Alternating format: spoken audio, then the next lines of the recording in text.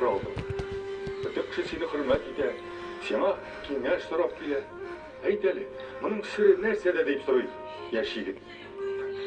Ақыл есі елмайып, әйді, ертібізға ауыз, қонағыбыз болырсың дейді.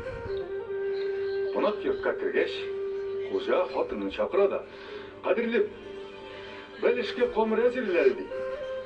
Хатыны ярар деп жауап бере. 20 минуттан хатыны ері yanına шығып, қомыр әзір дейді. Ама ең яқшы майыбызны һәм шикләукләребезне сал. Аннары ишек алдынан біраз балшық алып кіріп, үсті һәм пішірерге қойды. Хатыны мұнысына да ярар деп башқа сөз етмеше жауап бере. Бір сағаттан хатын қолына бір сәйір бәлеш тұтып шыға. Біз әлбәттә бұл бәлешті ашамайшақпыз. Аны орамдағы доңғызларға шығарып берді ері. Қонақ ақ ете. Міне сен Мындай халдің болуы да мүмкін екен дейді.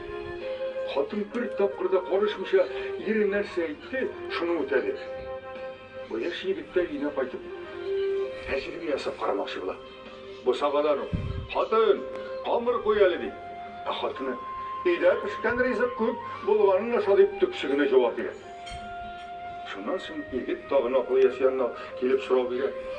Не үшін сенің хатының нәрсе қушсаң да тыңлайды? Әменеке yok дейді. Сәбәбі ғадейді яны ақыл есі. Сіздің арағызда ихтирам песі yok. Сіздің екіңізге де бір-біріңізні құрметлерге үйренерге керек. Һәм бұл үшін сен өзіңнен башларға тиірсің дей ақыл есі.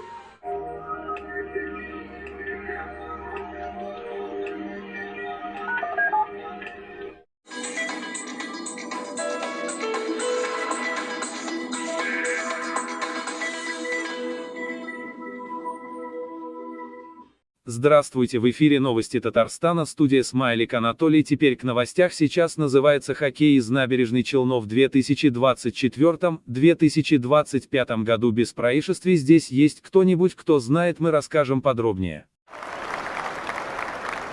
Хоккей с новым счастьем. Оно было создано несколько лет после рождения дочери короля Артура. Фильм о Путине выйдет на экраны. Вышел фильм про царя на